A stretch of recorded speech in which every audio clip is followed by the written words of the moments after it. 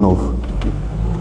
Hoje a gente vai falar de solidão, tá? Mas antes, vamos orar. Deus, nosso Pai, Jesus, amigo, mestre, irmão, Maria, Mãe Santíssima, Senhor, obrigado, Senhor, por mais uma terça-feira, por mais um dia de estudo, de compreensão, de reflexões, tanto para mim, quanto para todos os irmãos que se encontram aqui, irmãos esses encarnados, desencarnados. Agradeço, Senhor, a oportunidade de estar aqui, passando o meu entendimento da maneira mais simples possível, e que nesta primeira parte compreendamos o que seja necessário para nós todos, para o nosso aprendizado, e que na segunda parte, Senhor, possamos ajudar da melhor forma possível, doando nossos fluidos benéficos com a ajuda de nossos irmãos e amigos espirituais. Obrigado, Senhor, que assim seja. Então vamos lá, gente. Hoje o tema é solidão. Quem não já ficou sozinho? E quem não já ficou sozinho com um monte de pessoas? E eu mesmo já fiquei sozinho com um monte de pessoas, mas não foi uma solidão material, sim uma solidão espiritual. E na visão espírita, o que é dito sobre isso? Eu peguei uma frase de Chico Xavier. Ele define o seguinte: solidão é quando nós perdemos de nós mesmos e tentamos encontrar a nossa alma. Então o que acontece? Por que acontece a solidão? Por que a gente sofre de solidão? O que acontece, né, esse momento? Porque a gente, em determinados momentos, né, a gente despreza o que nós mesmos somos, o que a gente conquistou em outras vidas, em outras vivências. Então a gente acaba, a alma, né, através desses processos de solidão, que são processos, né, isso vai acontecendo, ela acaba se distanciando deste ser. Então começa aí esse processo da gente se sentir sozinho. É um sozinho espiritual, porque tem um sozinho material também. Então, a gente acaba se autodesprezando porque a gente acha que a gente não é capaz. Não somos capazes, acha que a vida pra gente não tem sentido, né? Então, a gente acaba fazendo um processo de auto-rejeição. E essa auto-rejeição, ela acaba fazendo com que a gente se torne inconsciente dentro das nossas próprias consciências. Então, ele diz o seguinte: sofremos de solidão toda vez que desprezamos as inerentes vocações e naturais tendências da nossa alma, que a gente aprendeu em todas as vidas e todas as nossas existências, entendeu? Porque tudo que a gente aprende é guardado, nada é desprezado, né? O espírito, ele não retrograda, ele não é nada esquecido, é guardado. A gente tem só um esquecimento temporário, mas depois a gente consegue lembrar de algumas partes, né, que seja para nosso melhoramento, claro. Então, ele fala assim: criamos um autodesprezo, passando a partir daí desenvolver um sentimento de soledade, sozinho, mesmo rodeado de mais pessoas importantes e queridas de nossa vida. Quer dizer, estamos rodeados de pessoas, mas estamos sozinhos ao mesmo tempo, porque é uma solidão espiritual. Então, o que acontece? Na auto-rejeição, pelo fato de a gente da nossa alma se distanciar, né, a gente acaba esquecendo da presença de Deus. Tá? Dá aquele espacinho para que Deus age. Igual a gente falou agora da fé, Alberto sempre fala: fé é a confiança irrestrita no Criador. Leão falou agora. Então, o que acontece? A gente acaba esquecendo de nós mesmos. Mas o que a gente pode fazer para reverter isso? O que acontece? né, nós, determinados seres humanos, né, nós mesmos, eu mesmo, isso é exemplo para todo mundo, acabamos a gente se tornando seres idealizados. Aquele exemplo ideal. Mas ideal de quê? De perfeição, de exemplo para uma sociedade. É aí que começa esses transtornos, né? De ficar sozinho, de achar. Por quê? Porque o seu pensamento é fixado em ser um ser ideal, ser um ser que é exemplo para todos, mas está esquecendo dele mesmo. Então, quando a gente começa a recobrar a consciência e renuncia isso tudo, a gente vai botar na nossa mente que aquele ser ideal, aquilo ali é apenas uma fantasia mental, tá? Aquele ser que tem que ser rígido, que tem que ser inflexível, e aquilo ali acaba alimentando orgulho, soberba, acaba achando que aquele ser é invulnerável, que ele é aquilo ali e acabou. Tá? Então ele diz aqui o seguinte: para que a nossa essência emerja, para que a gente consiga recobrar a consciência de que nós não somos seres ideais, é preciso abandonarmos a nossa compulsão de fazermos seres idealizados. Seres ideal, exemplo. Nossa expectativa fantasiosa de perfeição e nosso modelo social de felicidade. Somente assim exterminamos o clima de pressão, de abandono, de tensão, de solidão que sentimos interiormente. Quer dizer, é um sozinho interior, tá? Para transportarmos-nos para uma existência de satisfação íntima e para uma indescritível sensação de vitalidade. Então ele fala o seguinte: o ser idealizado é uma fantasia mental. Ele acaba fantasiando aquilo ali, tá? E começa a adotar padrões de existência super rígidos, inflexível, tá? Ele acha que aquilo ali acabou, tá? E alimentar o orgulho de acreditar-se onipotente, superior e invulnerável. E não é. Ninguém é ideal, ninguém é perfeito, tá? Então o que acontece? Nesses processos, a gente tem que entender que determinadas fases, né, de solidão acontecem por causa disso. Porque as pessoas pensam que são ideais, são pessoas que podem dar... A gente vê aqueles casais felizes, mas por trás ali tem uma solidão que a gente não pode imaginar. Só eles descrevendo pra gente. Aí diz aqui, ó, a coexistência desses dois modos de pensar, né, de ser inflexível e de achar que alimentando orgulho, onipotência, né, superioridade e vulnerabilidade, né, são dois modos de pensar que ocasionam frequentes estados de solidão, tristeza habitual e sentimentos mútuos de vazio e aborrecimento da vida afetiva de um casal. Isso aqui eu estou falando de uma pessoa que não ainda é casal, ainda vai ver a parte do casal, tá? Então ele diz o seguinte: o esforço metódico, tá? A pessoa faz um esforço tão grande para manter aquilo, para manter o que ele é. Será que ele vai conseguir sustentar? Será que ele vai conseguir sustentar essa inflexibilidade e esse orgulho? É daí que começam os problemas de convivência entre duas pessoas. Mas por que começa a ter esses problemas de convivência entre duas pessoas?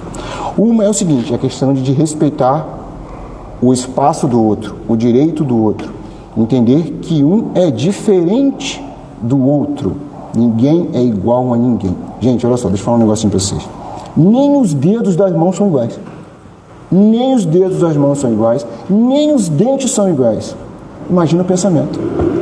Mas por quê? Isso tem uma explicação? Claro que tem. Entenda uma coisa. Nós somos eternos viajores. Nós viemos de vidas sucessivas e reencarnações sucessivas. E cada reencarnação, nós adotamos o quê? Um conhecimento, um aprendizado. E isso vai moldando a personalidade. Vamos criando traços de personalidade em que cada um se diferencia do outro. Como é que você vai impor uma pessoa a ser igual a outra se aquela pessoa não é? Isso é dito por Chico Xavier. Você não pode impor uma perfeição se você ainda não é. Então ele diz aqui o seguinte, ó: em todos os problemas de convivência dos casais, Aquela parte eu falei ainda das pessoas que ainda não são, né? Não tem um relacionamento ainda. Todos os problemas de convivência dos casais talvez sejam um dos mais comuns entre as pessoas. Todos nós queremos companhia, afeto, mas para um desfrutamento de uma união amorosa, madura e equilibrada, é preciso, acima de tudo, qualquer coisa, respeitar o direito de cada criatura tem de ser ela mesma, sem mudar as predileções, ideias e ideais. Não tem como uma pessoa impor que uma seja igual a outra, não tem como. Se a gente já vem de outras encarnações, de outras vidas aprendendo, como é que uma pessoa vai ser igual a outra? Não tem como, gente. Entendeu? Como eu falei, se os dedos das mãos não são iguais, nem os dentes são iguais, como é que uma pessoa vai ser igual? Até os gêmeos são diferentes. Os gêmeos, eles são iguais, não são gêmeos, trigêmeos, quadrigêmeos. Os gêmeos, eles são iguais fisicamente, mas espiritualmente são diferentes. Não quer dizer que ali tem uma alma gêmea, não. Aqueles gêmeos estão ali, reencarnaram, pode ser que eles combinaram de vir, os dois juntos, para cumprir uma missão, para vir os dois juntos mesmo, para mudar alguma coisa, mas eles são diferentes. A gente repara aí que um gêmeo, um é mais calmo, o outro é mais agitado. Se os gêmeos não são iguais, você imagina a gente. Todos são diferentes. Então, o que acontece dentro, né, de uma união, né, vamos botar assim, uma união afetiva? A gente tem que respeitar os direitos, as preferências, as individualidades, tá? Para que isso ocorra. Mas vamos lá. Aqui ele diz o seguinte: eis a razão de viver bem consigo mesmo. A gente tem que viver bem com a gente mesmo. Tudo passa, pois todos nós somos viajores do universo, porém só não viveremos a eternidade, só nós viveremos a eternidade como nós mesmos. Só a gente vai viver com nossas individualidades. Para você ter uma ideia, se nós somos eternos viajores e fomos aprendendo, traçando as personalidades, então aqui a gente não tem como ser igual ao outro, tá? E ele diz aqui: ninguém pode ser feliz assim, subordinado ao cônjuge quer, que o cônjuge quer ou decida. Ninguém pode ser feliz, ninguém pode caminhar do jeito que o outro quer, tá? Aí ele diz lá em cima, logo assim lá no começo, abaixo do título: declarar de modo geral que o divórcio é sempre errado, é tão incorreto quanto assegurar que está sempre certo. Mas vamos lá. Quando que o divórcio está certo e quando que o divórcio está errado? Quando que um casal tem que se separar? Pode acontecer de muitos casos as pessoas de um casal, eles se unirem, mas ainda não se unir com aquela maturidade, né? Eles, no impulso ali do desejo, daquilo tudo, vamos casar. E casam não dá certo. Ainda é compreensível a separação, tá? Então, naquele modo ali não é errado, não deu certo, cada um segue suas vidas. Agora, e quando há violência? E quando há abuso? E quando há desrespeito? E quando um quer atropelar o livre-arbítrio do outro? E quando um quer agredir o outro? É errado se separar? Se uma pessoa pergunta para mim, eu falo assim: então você acha que é errado eu me separar? Se dentro de um relacionamento está acontecendo violência, abuso, eu não posso fazer nada, eu sou oprimido ou oprimida, eu sou violentada? Então faz o seguinte: fica no meu lugar para ver se realmente eu estou errado em me separar. Hoje não, hoje tem as leis que mantêm, né, essa separação, que faz com que aqueles se separem para não haver mais violência. Então ele diz o seguinte: há uniões que o divórcio é compreensível e razoável, porque a decisão de casar foi tomada sem maturidade. O impulso casar, né? E porque são diversos os equívocos e desencontros humanos. Bem, ali mas foram, acredito que com certeza foram avisados, foram orientados, no caso, casou? Então, separa, né? Por causa desses problemas de maturidade.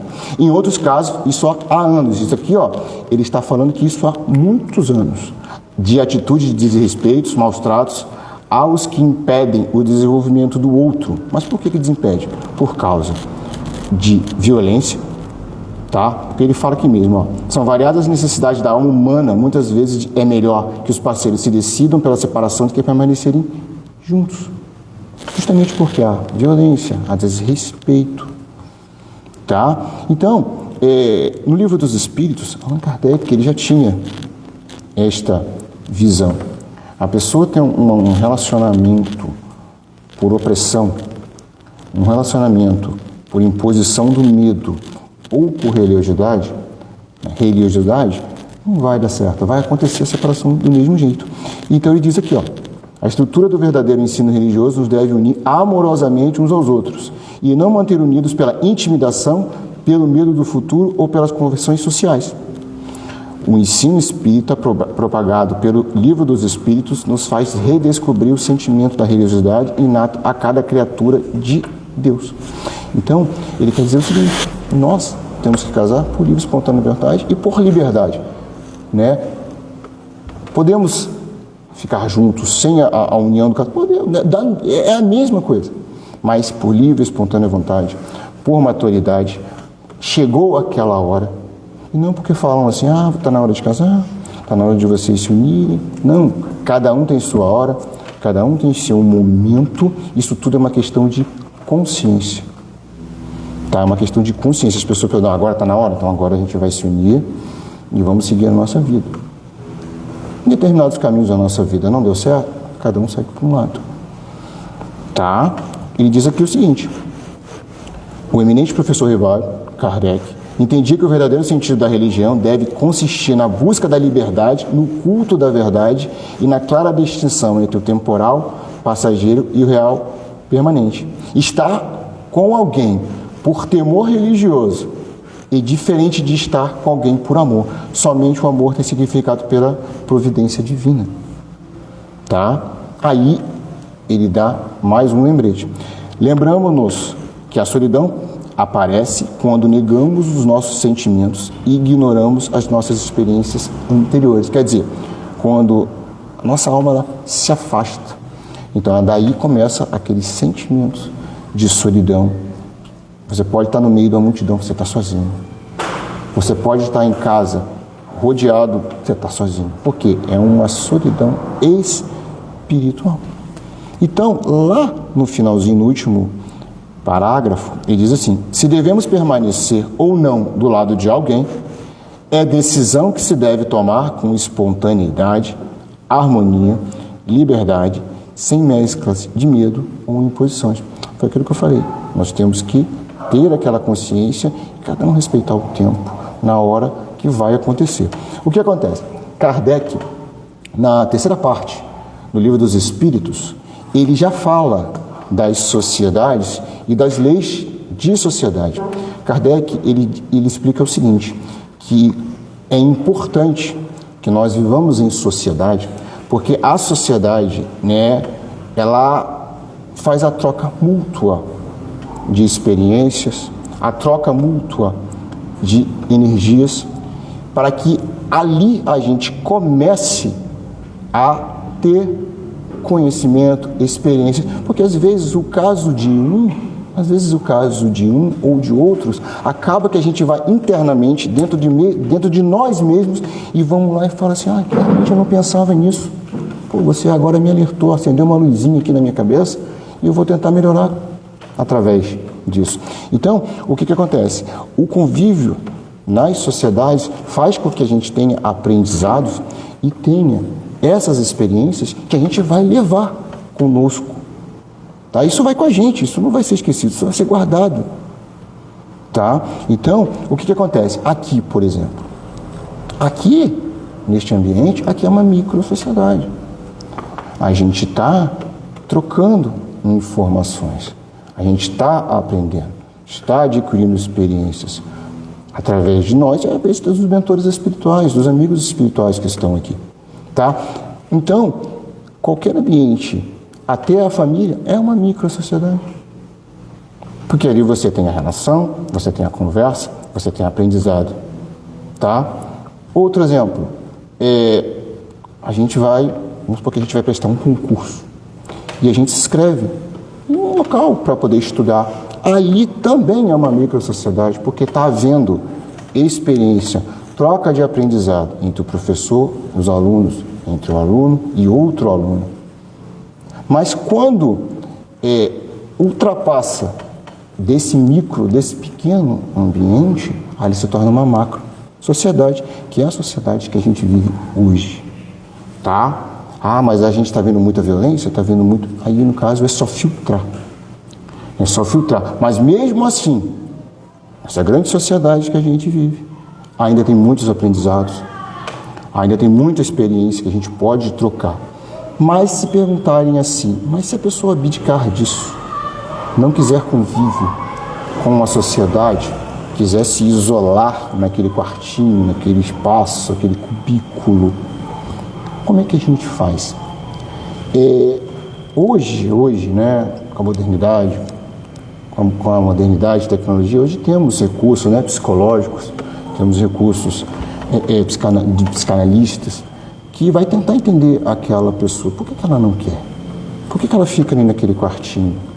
Por que ela está abdicando? Claro, tem situações e situações. Por exemplo, eu tenho uma pessoa que é idosa, aí os filhos casaram, né, o marido desencarnou, a mulher desencarnou e ela quer ficar ali sozinha, né? Mas hoje tem lugares que acabam incluindo vocês, nós, nessa sociedade, para ver essa troca de experiência.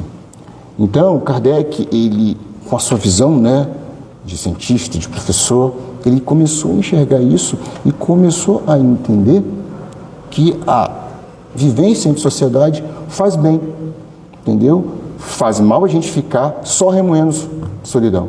Isso faz mal, tanto para o corpo quanto para o espírito. Então, o que acontece? Né? O Livro dos Espíritos, ele explica essa parte das leis de sociedade, tá? Em que nós possamos viver nessa troca o tempo inteiro, porque a gente não troca só contato físico, a gente troca contato energético também. Os chakras estão o tempo inteiro ali, ó, trabalhando, e a gente está lidando com aquelas pessoas, porque às vezes a experiência daquela pessoa é uma experiência que vai fazer a gente aprender, tá? Então, tentamos de alguma forma sair daquele cubículo. Aí vocês podem perguntar assim, a pessoa que vive muito sozinha, por abdicar, não querer ficar entre a sociedade, entre as pessoas, pode acontecer. É um processo obsessivo, pode atrair obsessores? Olha, vai depender muito do caso. Depende muito, porque se aquela pessoa está ali dentro daquele local, quieto, só ela, não quer contato com ninguém, vai depender do teor dos pensamentos dela. Se aquela pessoa procura querer morrer, se suicidar, tirar a própria vida, é claro que a frequência energética dela, né, a vibração dela vai baixar.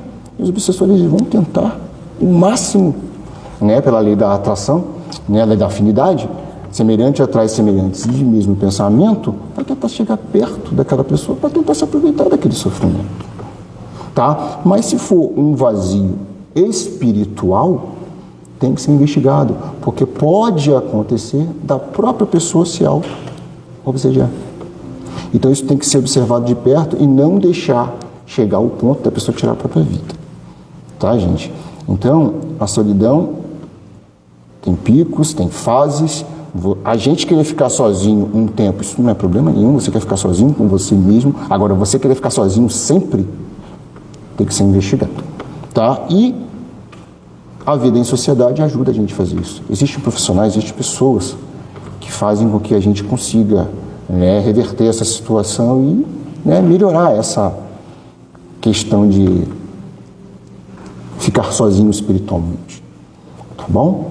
Então essa foi a questão da solidão e cabe a gente refletir, ter consciência de se realmente é aquilo que a gente quer, ficar sozinho ou não. Tá? Eu, por exemplo, quer ver um exemplo? Quando eu fico agoniado quando fico sozinho, silêncio. Tem que ter alguma coisa, tem que ter vida, tem que ter alguém se mexendo, tem que ter barulho.